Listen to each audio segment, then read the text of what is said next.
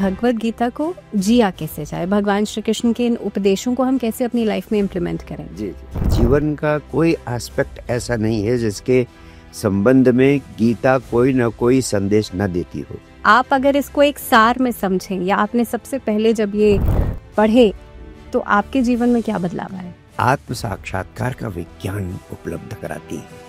Gen Z की बात कर लेते हैं, क्योंकि आजकल की जो जनरेशन है बहुत लॉजिकल चलती है और लॉजिक्स को ही समझती है।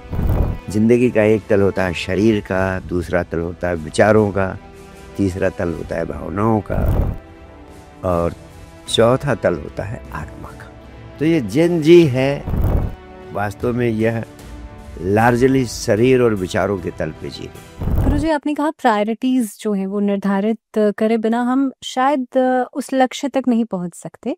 और भगवत गीता में क्योंकि भगवान श्री कृष्ण ने डिटैचमेंट की बात भी की है, मटीरियलिस्टिक चीजों की बात भी की है, लेकिन आज के जमाने में मटीरियलिस्टिक चीजों के बिना क्या जीवन पॉसिबल है? पैसा हम सबको चाहिए, अगर सुख साधनों की बात की जाए तो वो किसी को बुरा नहीं लगता। ऐसे में मटीरियलिस्टिक चीजों का कितना इम्पोर्टेंस है और क्या हमें इसे समझना चाहिए, कैसे एक वो बैलेंस बनाना चाहिए? ये बड़ी भ्रांति है भावना जी। भगवान कृष्ण गीता में कभी नहीं कहते हैं कि मटेरियलिस्टिक चीजों से भागना चाहिए या उनको छोड़ देना चाहिए। भगवान कृष्ण कहते हैं डिटैचमेंट की बात तो करते हैं, लेकिन डिटैचमेंट का अर्थ लेकिन संसार छोड़ के भाग जाना नहीं। डिटैचमेंट का अर्थ, जिस डिटैचमेंट की बात भगवान कृष्ण कहते हैं, उस डिटैचमेंट का अर्थ गृहस्थ जीवन से भागना नहीं है। भगवान कृष्ण स्वयं सबसे बड़े गृहस्थ है, पत्नी है, बच्चे है, सब कुछ तो करते हैं, सारा राजकाज चलाते हैं।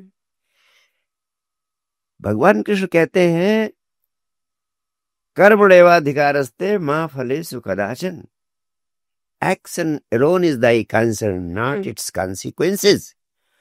आपको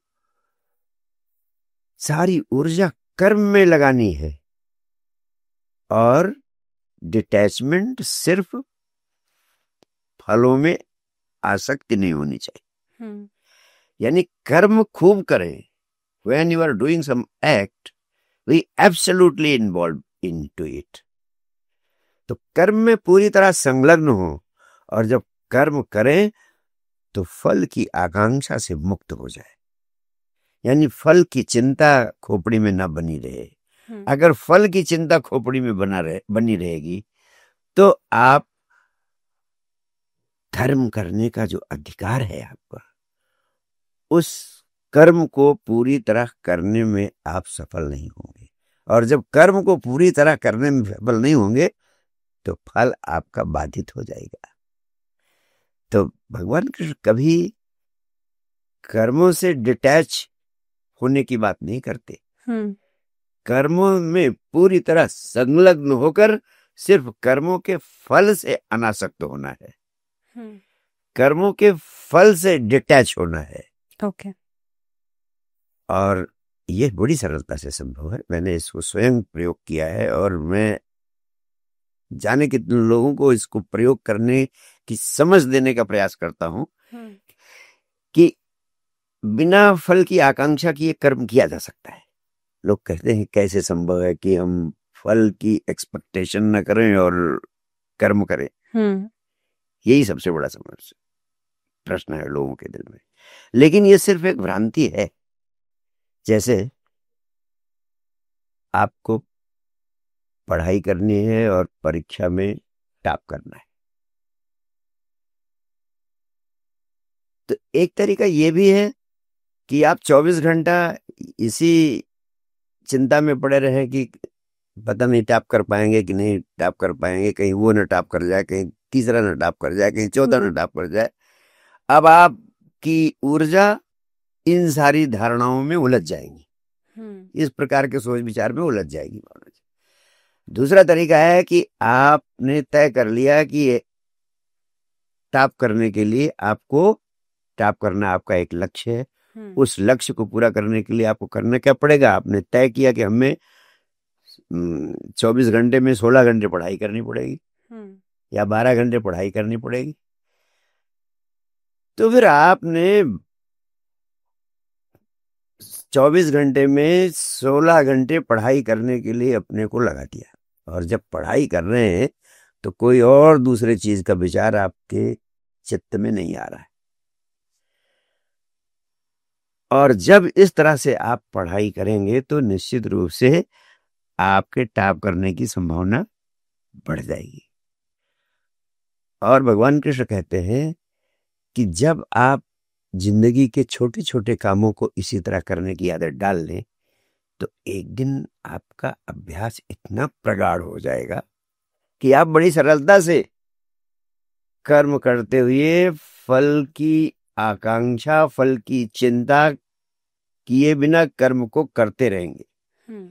तो ये एक अभ्यास है जो निरंतर करने से सिद्ध हो जाता है जी। और कितना भी कठिन हो अभ्यास, भगवान कृष्ण कहते हैं अभ्यासेन तु कौन्तेय, कितना भी कठिन हो काम, अगर आप उसका रोज रोज थोड़ा थोड़ा अभ्यास करो तो वो सिद्ध हो जाता है।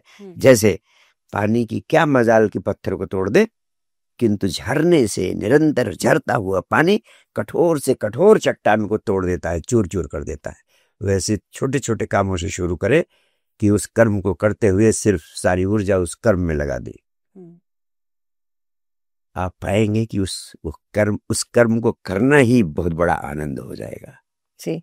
जैसे आप एक गिलास पानी पी रहे हैं या एक कप चाय पी रहे हैं, चाय पीते समय सारी ऊर्जा सिर्फ चाय पीने में लगा दी, आप देखिए चाय का स्वाद अनंत गुना बढ़ जाएगा भावना जी। जी।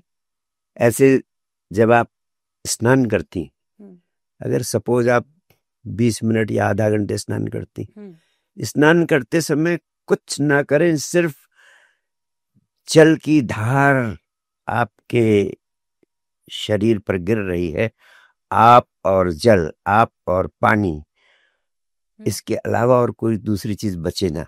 तो इस तरह आप कभी स्नान करके देखें कि सारी चेतना जल के अनुभव को प्राप्त करने में, जल का आनंद लेने में लगा दें, तो उस दिन आप देखेंगे कि 100 गुना ज्यादा ताजगी मिली आपको नहाने के बाद।